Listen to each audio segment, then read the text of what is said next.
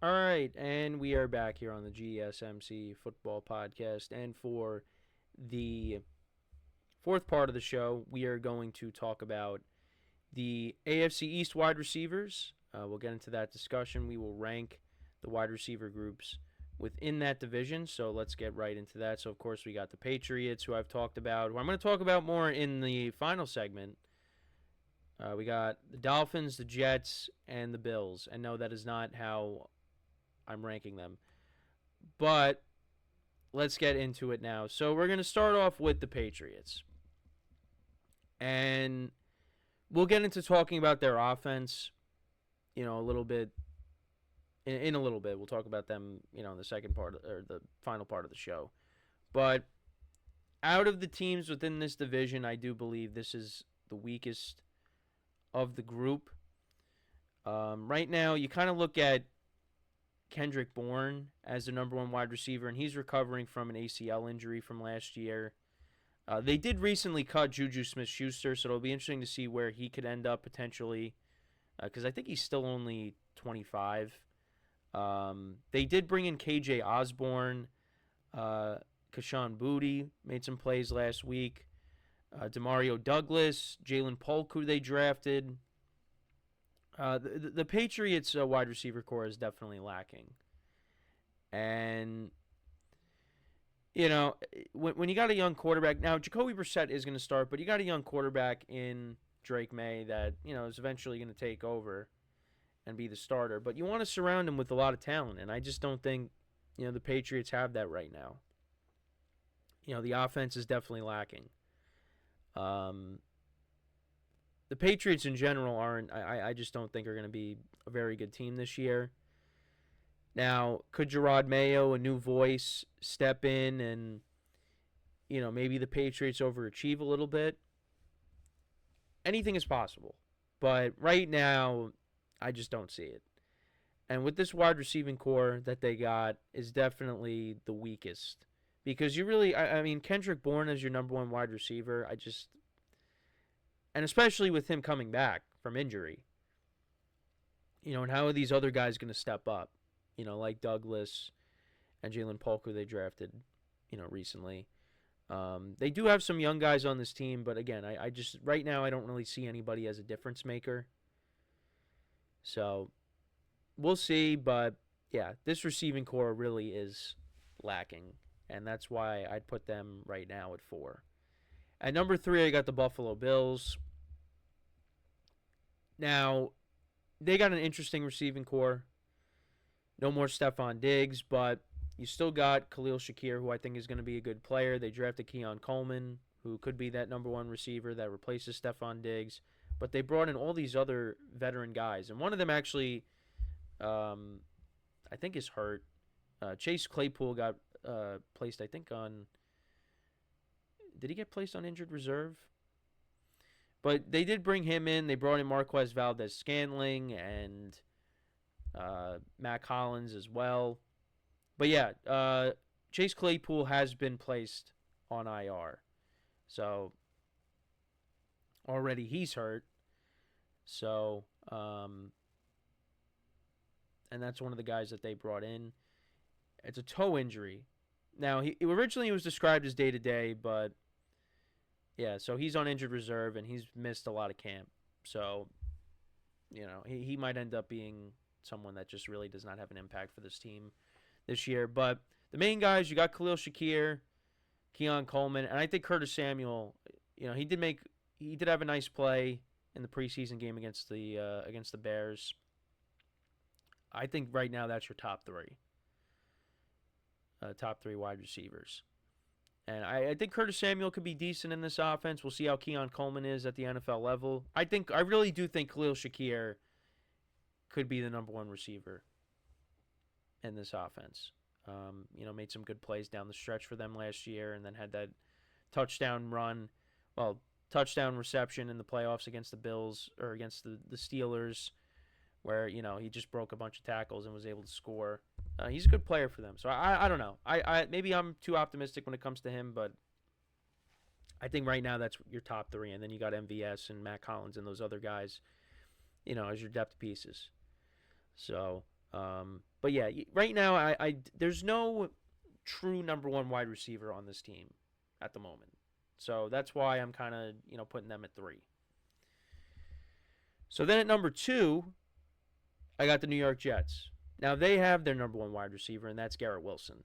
And despite all the quarterback injuries last year, and just it was a quarterback carousel, it was a mess last year. Garrett Wilson still did put up over 1,000 yards, and now with Aaron Rodgers this year, hopefully healthy. Last year Garrett Wilson had 1,042 receiving yards, 95 receptions, 3 touchdowns. I mean, I expect those numbers to be up if we have a healthy Aaron Rodgers.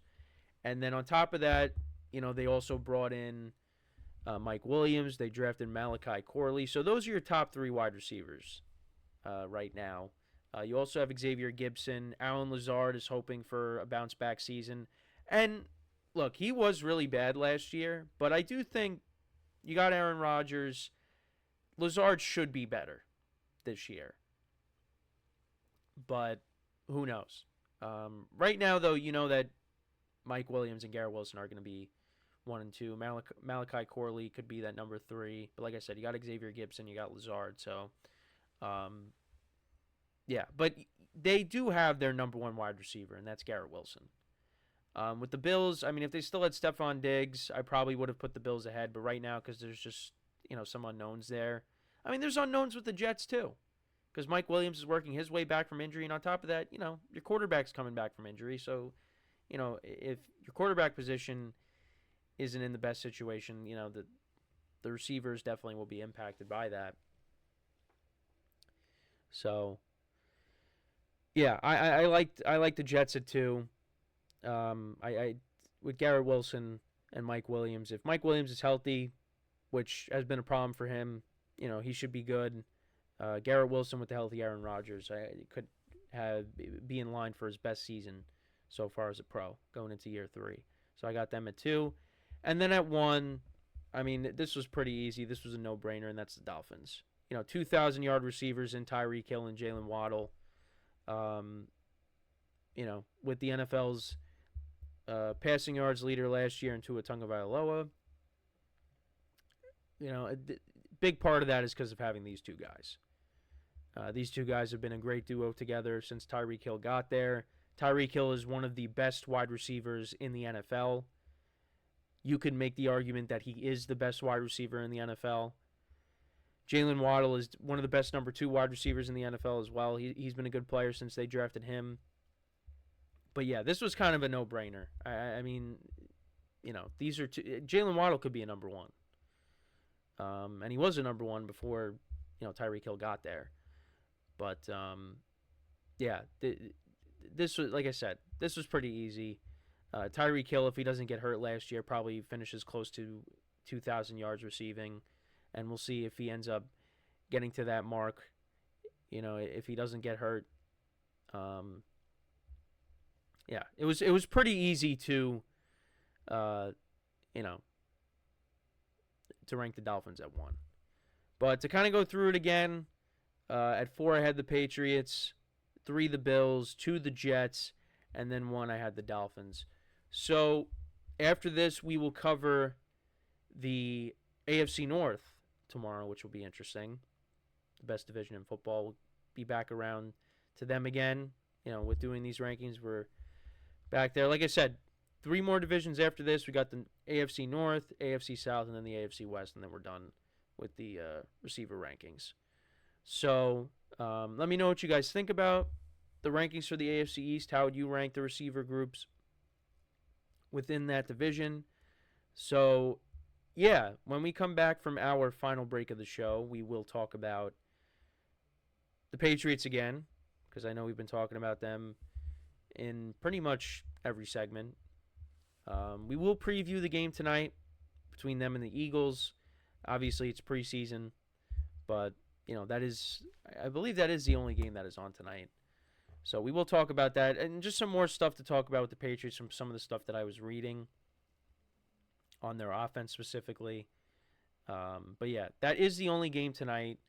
Then a bunch of teams play Saturday, and then we have 2 games on Sunday, which are both being played at the same time on Sunday. So rest of the teams play on Saturday, and then you got 2 games on Sunday. But yeah, we have 1 game today. So Thursday night football.